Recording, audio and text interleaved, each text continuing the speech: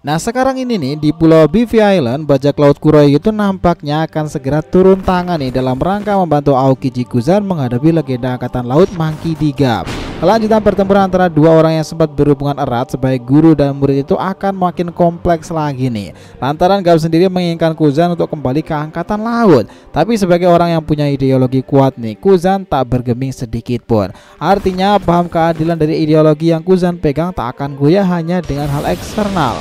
Ditambah lagi nih, Kuzan sekarang serasa masih menjalankan misinya dan keadilan yang ia tunjukkan ke Kurohige ini begitu berbeda, makanya ia mau bergabung dengan kru kapal Yonko dunia baru tersebut. Itulah sebabnya pula paham yang dianut oleh seorang Aokiji Kuzan berbeda dari kebanyakan para petinggi marinir maupun pemerintahan dunia. Nah sekarang nih di pertempuran ini menjadi sebuah pertanyaan besar, apakah Kuzan akan benar-benar mengamuk untuk menghabisi mantan gurunya yang sudah makin menua itu, atau para kru bajak laut Kurohige bakalan turun tangan melakukan sesuatu yang akan melumpuhkan Gap dengan cepat dengan serangan gabungan.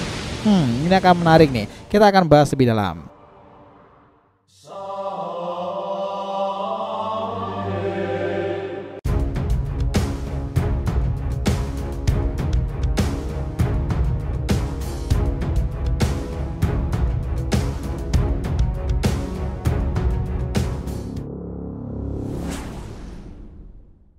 Ya nakama di RTV Mediatif, welcome back again. Nah kali ini kita akan ngebahas mengenai prediksi kebangkitan Aokiji Kuzan serta ambang kekalahan Monkey D. Gap versus Kurohige Pirates. Oke, biar nggak salah persepsi silahkan simak sampai akhir ya. Jangan lupa like dan kasih respon di video kali ini. Kita lanjut. Nah setelah dalam chapter 1081 saat Kuzan sendiri itu menghadapi Gap untuk pertama kalinya sebagai bajak laut, kita sempat mengingat ya dengan percakapan mereka berdua yang berakhir dengan baku hantam. Kejadian setelah Kuzan membaukan Hibari, lalu Aokiji mengatakan sesuatu. Apakah Anda dapat membunuh mantan murid nomor satumu untuk menyelamatkan yang sekarang? Ya, saya sangat suka bagaimana Anda selalu melakukan apapun yang Anda sukai. Dan sekarang saya pun melakukan hal yang sama. Itulah sebabnya saya mengikuti Marshal Deeds. Nah, lalu mendengar pernyataan Kuzan seperti itu, Gap akhirnya meresponnya. Oh, aku pikir kau hidup di masa sekarang, Kuzan. Tapi aku masih berharap kau kembali ke jalanmu dulu, menjadi sosok angkatan laut yang hebat.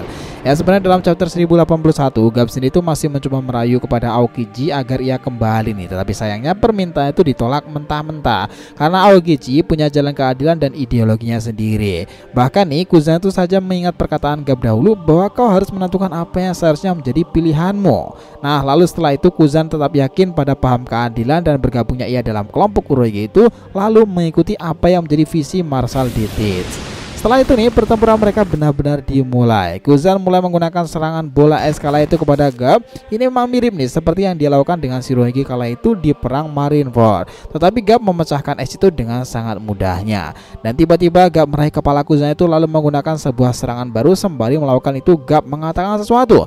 Mereka yang ragu-ragu itu akan menjadi lemah. Blue Hole. Dan bam, Gap benar-benar menghancurkan tubuh Kuzan lalu membelah tanah nih dengan tinjunya itu.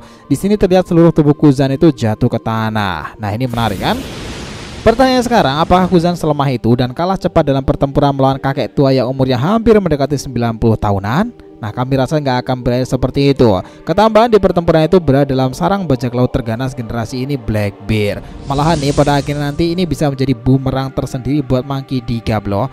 Kuzan pasti akan selalu bangkit lagi. Dia adalah seorang mantan admiral yang merupakan murid terhebat dari Gap sendiri, sekaligus orang ini menjadi murid andalan dari Admiral Xavier. Ingat juga loh nakama, bahwa Kuzan ini sudah masuk ke tahap awakening dalam penggunaan buah iblisnya, dan dia juga masih terbilang muda. Pertempuran mereka mungkin akan berjalan sengit lagi, tapi dalam catatan bajak laut dan prinsip mereka, dalam sebuah pertempuran bajak laut itu tak ada yang dikatakan main curang, karena mereka itu bukanlah orang suci kemarin sore ya.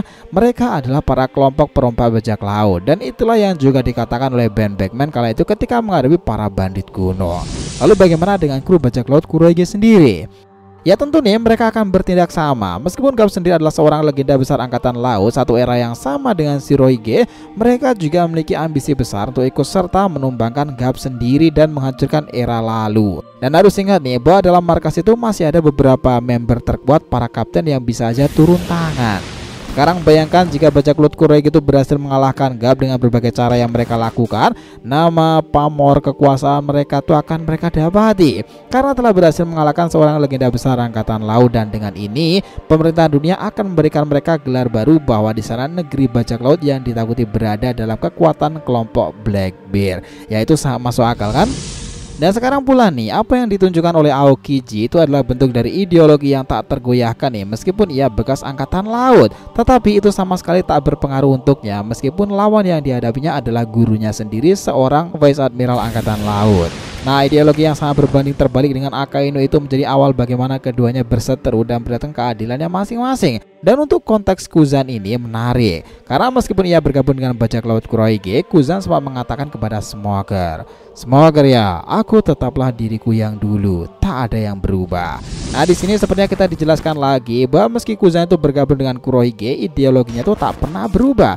Kurohige sendiri sepertinya juga menjelaskan konsep keadilannya kepada Kuzan, dan itulah kenapa setelah Kuzan tahu makna ideologi dan keadilan serta misi Kurohige ke depannya, Aokiji sepakat nih untuk bergabung setelah insiden pertemuan mereka di sebuah bar setelah Kuzan membekukan para anggota Blackbeard itu. Nah, lalu mereka membicarakan pria dengan luka bakar. Artinya teman-teman, posisi Kuzan sekarang ini secara default diuntungkan bebas.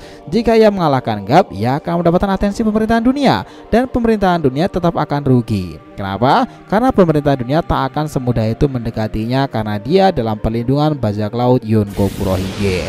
Ditambah lagi Kuzan sebagian kecil memiliki rahasia pemerintahan dunia, dan dia juga harusnya penasaran seperti apa langkah para petinggi marinir di sana setelah itu. Sebagai seorang mantan admiral nih, Kuzan tentunya memiliki banyak informasi mengenai angkatan laut kan, dan juga pemerintahan dunia. Dan tentu bisa dipastikan bahwa informasi yang diketahui oleh Kuzan tersebut bukanlah informasi sembarangan. Ada kemungkinan bahwa Kuzan itu mengetahui tentang informasi rahasia dari angkatan laut. Kuzan juga menyimpan rahasia negara yang sangat penting itu. Bahkan untuk membuka kedok pemerintahan dunia dan ingin menyaksikan tragedi itu, Kuzan sendiri serasa menitipkan sebuah pesan kepada bocah iblis yang dahulu sampai sekarang begitu ditakuti pemerintahan dunia, Nico Robin.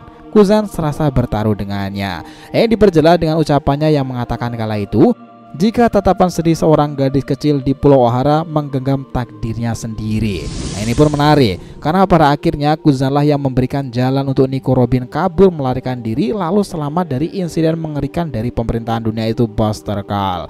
Ini serasa Kuzan sendiri pada akhirnya menaruh kepercayaan besar pada Robin untuk mengungkapkan nih apa yang sebenarnya terjadi dari kebobrokan pemerintahan dunia.